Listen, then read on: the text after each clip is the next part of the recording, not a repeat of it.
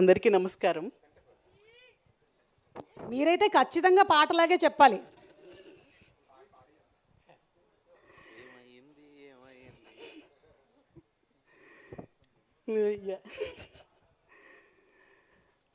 ముందుగా సభకు విచ్చేసిన అందరికీ నమస్కారం. అలాగే ఇక్కడున్న లెజెండరీ డైరెక్టర్ సంగీతం శ్రీనివాస్ గారికి and my favourite actor and legendary hero Kamal Haasan గారికి నా వినమ్ర సాష్టాంగ ప్రణామం.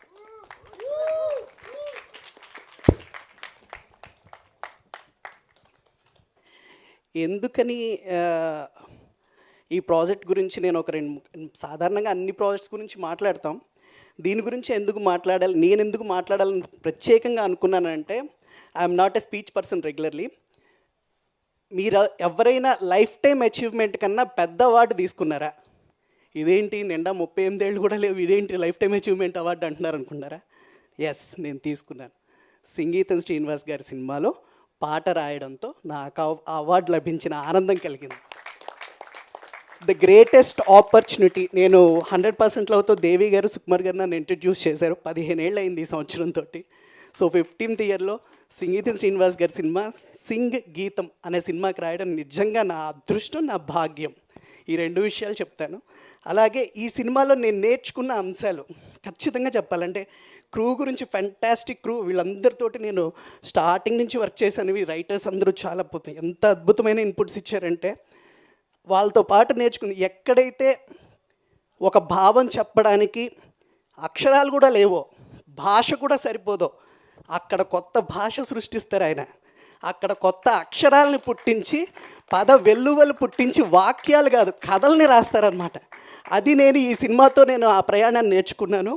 అలాగే ఇంకొక మాట ఏంటనంటే, ఈ ప్రాజెక్ట్ మనం ఎక్కుతూ ఉంటే మన శక్తిని తాగేసి ఒక కైలాస పర్వతం లాంటిది. ఆ పర్వతాన్ని ఎక్కి దాని మీద నిలబడి ఆ ఎక్స్పీరియన్స్ని రేపు 11వ తారీఖున ప్రేక్షకులందరికీ చూపిస్తారు. మీరందరూ చూస్తారు. చూసిన తర్వాత శ్రీమణి ఏంటి ఇంత తక్కువ చెప్పాడు అని అంటారు. Thank you. అండ్ నెక్స్ట్ దేవి గారు, మనం చాలా పాటలు రాసాం. ఇదేంటండి ఇలాంటి పాటలు అయితే నాకు తెలిసి ఇదే ఫస్ట్ టైం.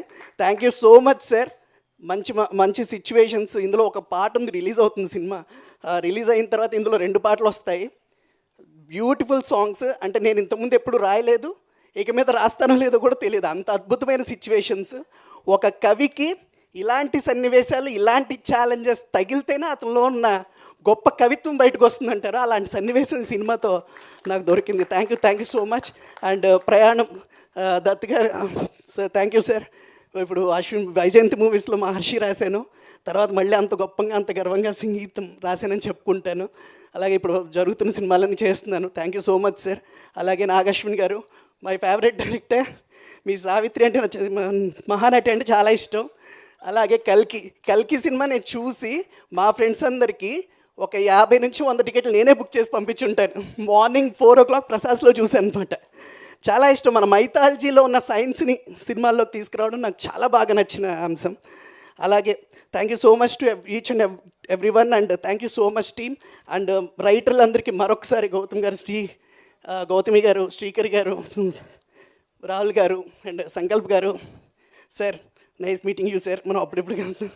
ఈయన పాటలు కూడా చాలా బాగా ఇష్టం, సినిమాలో పాటలు. So thank you so much to the entire team. కొంచెం ఎక్సైటెడ్గా కొంచెం ఎక్కువ మాట్లాడించు, క్షమించండి. బట్ మరొక్కసారి లెజెండరీస్కి ప్రణామాలు.